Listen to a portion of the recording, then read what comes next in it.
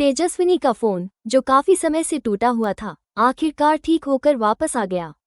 यह वही फोन था जिसे ऋतुराज ने गुस्से में आकर तोड़ दिया था, ताकि तेजस्विनी की आवाज को हमेशा के लिए दबाया जा सके। लेकिन किस्मत को कुछ और ही मंजूर था। इस फोन में वो वीडियो रिकॉर्डिंग थी जो सब कुछ बदल सकती थी। जब नील और सभी को ये फोन मिला तो उन्होंने एक एक फाइल को ध्यान से देखा। जैसे ही वीडियो प्ले हुआ, नील के चेहरे का रंग उड़ गया। उसकी आंखों में हैरानी और पछतावे की चमक थी। वीडियो में ऋतुराज साफ साफ तेजस्विनी को धमकाते हुए दिख रहा था, जबकि तेजस्विनी डरीसमी एक कोने में खड़ी थी। वो किसी भी तरह इस अत्याचार से निकलना चाहती थी। उस पल नील को याद आया कि कैसे उस दिन सबने तेजस्विनी को दोषी ठहराया, किसी ने उसकी एक न सुनी, जबकि वो लगातार कुछ कहना चाहती थी, कुछ दिखाना चाहती थी। लेकिन उससे पहले ही ऋतुराज ने उसका फोन तोड़कर सबूत को मिटाने की कोशिश की थी। अब नील और सभी के पास वो सबूत था जो तेजस्विनी की बेगुनाही साबित कर सकता था और ऋतुराज की असलियत दुनिया के सामने ला सकता था। दोनों ने तय किया कि अब और देर नहीं करेंगे। यह वीडियो लेकर सीधे प्रधान हाउस जाएंगे और सबके सामने सच को उजागर करेंगे। लेकिन कहानी यही थमी नहीं। जैसे ही वे रवाना होने की तैयारी कर रहे थे, एक नई मुसीबत ने दस्तक दी। सभी के ऑफिस से कॉल आया, उसे तुरंत रिपोर्ट करना था। वो जब ऑफिस पहुंची तो सीनियर ऑफिसर ने उसे अपने केबिन में बुलाकर सस्पेंशन लेटर थमा दिया। ये खबर किसी झटके से कम नहीं थी। जिस ईमानदारी से सभी ने हमेशा काम किया, उसी का यह इनाम। बाहर निकलते समय सभी की आंखों में आंसू थे। वर्दी, जिसे पहनकर उसने अपने परिवार और समाज की सेवा करने की कसम खाई थी, अब उससे छीन ली गई थी। वो खुद से सवाल कर रही थी, अब आगे क्या? कैसे लड़ेगी वो रजत और तेजस्विनी के लिए? लेकिन जब वो बाहर निकली तो नील उसका इंतजार कर रहा था। उसकी आंखों में चिंता और सच्चा साथ था।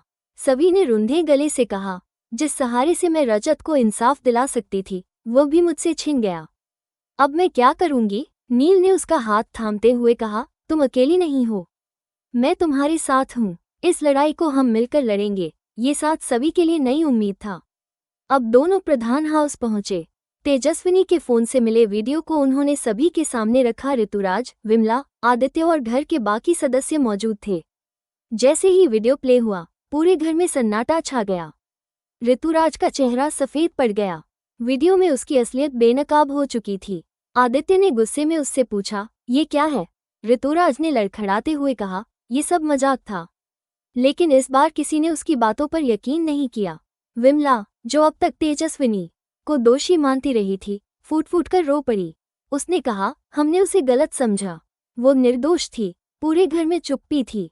तेजस्विनी की सच्चाई अब सामने थी, लेकिन उसकी कीमत बहुत बड़ी थी। अब उसकी बेगुनाही को मान्यता मिल चुकी थी, लेकिन वो खुद अब इस दुनिया में नहीं थी। नील और सभी की इज्जत और भी बढ़ गई थी। उन्होंने हिम्मत और सच्चाई के साथ जो किया, वो आसान नहीं था। उस रात जब पूरा घर सो चुका था, नील और सभी छत पर बैठे थे। चांदनी रोशनी के बीच दोनों के बीच खामोशी थी, लेकिन उस खामोशी में भी एक अपनापन था। नील ने कहा, हमने लंबा रास्ता तय किया है, लेकिन सफर अभी खत्म नहीं हुआ। सभी मुस्कुराई और बोली, अब फर्क बस इतना है कि मैं अकेली नहीं हूँ। नील ने उसकी तरफ देखा। उसकी आंखों में एक वादा था, सिर्फ साथ का नहीं, भरोसे और शायद प्यार का भी। लेकिन तभी कहानी ने एक और मोड़ लिया। जैसे ही दोनों घर से बाहर निकले, एक अजनबी उनके सामने आ गया। उसकी आंखों में डर था, लेकिन साथ ही कुछ बताने की बेचैनी भी। उसने कहा, आप दोनों को कुछ और भी जानना चाहिए। ऋतुराज की असलियत अभी पूरी नहीं खुली है। तेजस्विनी की मौत कोई हादसा नहीं थी। नील और सभी चौंक गए। नील ने तुरंत पूछा, तुम्हारा मतलब क्या है? लेकिन इससे पहले कि वो कुछ और कहता, वो अजनबी भाग गया। पीछे छोड़ गया सिर्फ एक सवाल, क्या तेजस्विनी की मौत केवल ऋतुराज की करतूत थी, या इसके पीछे एक और गहरी साजिश थी? अब नील और सभी की लड़ाई एक और मोर्चे की ओर बढ़ रही थी। उस रात की चांदनी के नीचे उनके चेहरों पर चिंता की लकीरें थीं, लेकिन साथ ही एक नई दृढ़ता भी थी। उन्होंने तय कर लिया था, इस साजिश की जड़ तक जाएंगे, चाहे कुछ भी हो जाए। उस रात जब नील और सभी छत से नीचे आए, उनके दिमाग में सिर्फ एक ही बात घूम रही थी, क्या तेजस्विनी की मौत एक सोची समझी साजिश थी? वो अजनबी जो कुछ ही पलों में सब कुछ बदल गया था, अब नील और सभी की प्राथमिकता बन गया था। उन्होंने तय किया कि सबसे पहले उसे ढूंढना जरूरी है। अगली सुबह दोनों ने शहर के हर उस स्थान की तलाश शुरू की जहां वो अजनबी हो सकता था।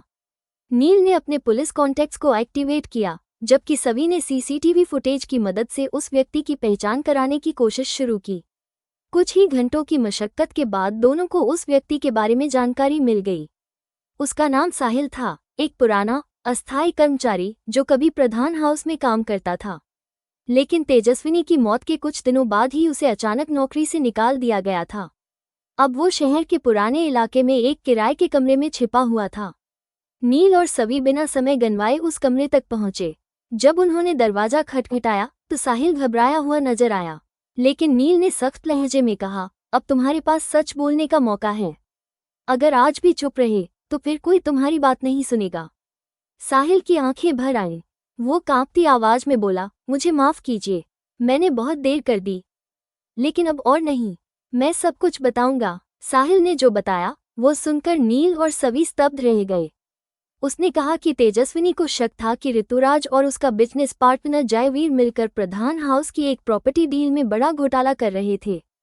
तेजस्विनी ने कई बार साहिल को कहा था कि वो इन दोनों की बातें छिपकर रिकॉर्ड करे। साहिल ने एक पेनड्राइव दी जिसमें कुछ ऑडियो रिकॉर्डिंग्स थीं। उन रिकॉर्डिंग्स में ऋतुराज और जयवीर यह चर्चा करते हुए सुने जा सकते थे कि वे मंजिल नाम की एक जगह पर गैरकानूनी दस्तावेज छिपा रहे हैं। ये सुनकर नील और सभी समझ गए कि मामला अब और गंभीर हो चुका है। ये सिर्फ रजत की गिरफ्तारी या तेजस्विनी की मौत का केस नहीं था, यह मामला भ्रष्टाचार, धोखा और हत्या तक जा चुका था। सभी ने कहा, हमें मंजिल पर जाना होगा, वहीं से सच्चाई बाहर आएगी। नील ने तुरंत अपनी एक भरोसेमंद टीम तैयार की। रात होते ही वह, सभी और 2 ईमानदार पुलिस अधिकारी एक पुराने फार्म हाउस पर पहुंचे जिसका नाम था मंजिल। जैसे ही वे फार्म हाउस के भीतर दाखिल हुए, एक सर्द सन्नाटा उनका स्वागत करता है। वहां का माहौल रहस्यमय और डरावना था। फार्म हाउस के तहखाने में दाखिल होकर उन्होंने कई पुराने दस्तावेज, लैपटॉप और सीलबंद फाइल्स देखी। उन फाइलों में वो सब कुछ था जो अब तक सिर्फ शक के दायरे में था। दस्तावेजों में साफ लिखा था, फर्जी प्रॉपर्टी डील्स, अवैध बैंक ट्रांसफर और यहां तक कि रजत के खिलाफ रची गई साजिश का पूरा विवरण। तस्वीरों में साफ दिख रहा था कि रजत कैसे ऋतुराज और जयवीर की चालों को समझ चुका था और तेजस्विनी के साथ मिलकर सच्चाई सामने लाना चाहता था। लेकिन इसी वजह से उन दोनों ने रजत को फंसाया और फिर तेजस्विनी को चुप कराने की कोशिश की। जब तेजस्विनी नहीं मानी तो उन्होंने उसे हमेशा के लिए चुप करा दिया। यह कोई हादसा नहीं, बल्कि ठंडे दिमाग से रची गई हत्या थी। अब नील और सभी के पास सबूत थे, लेकिन खतरा भी पहले से कहीं ज्यादा बड़ा था। अगली सुबह जयवीर को किसी तरह भनक लग गई कि नील और सभी के पास सबूत आ चुके हैं। वो तुरंत प्रधान हाउस पहुंचा और ऋतुराज को चेताया, अगर तू पकड़ा गया तो मैं भी डूबूंगा। हमें या तो भागना होगा या उन्हें खत्म करना होगा। ये बात जल्द ही नील और सभी को भी पता चल गई। नील ने सुरक्षा कड़ी कर दी, लेकिन वो जानता था अब लड़ाई आमने सामने की थी। फैसला हो चुका था, अब सबूतों को छिपाया नहीं जाएगा। उसी शाम एक प्रेस कॉन्फ्रेंस बुलाई गई। मीडिया, पुलिस और समाज के गणमान्य लोग मौजूद थे। साहिल को भी वहां बुलाया गया। सभी ने वीडियो फुटेज, ऑडियो रिकॉर्डिंग और फार्म हाउस से मिले दस्तावेज एक एक कर सबके सामने पेश किए। पूरा मीडिया हाउस सन्न रह गया। ऋतुराज और जयवीर की सच्चाई उजागर हो चुकी थी। प्रेस में हेडलाइन बनी, प्रधान हाउस के वारिस ने की साजिश, बेगुनाहों को फंसाया। पुलिस ने उसी दिन ऋतुराज और जयवीर को मंजिल फार्म हाउस के पास से गिरफ्तार कर लिया जब वे देश छोड़कर भागने की कोशिश कर रहे थे। विमला प्रधान, जो अब तक ऋतुराज को सही मानती आई थी, सच्चाई सुनकर फूट फूट कर रो पड़ी।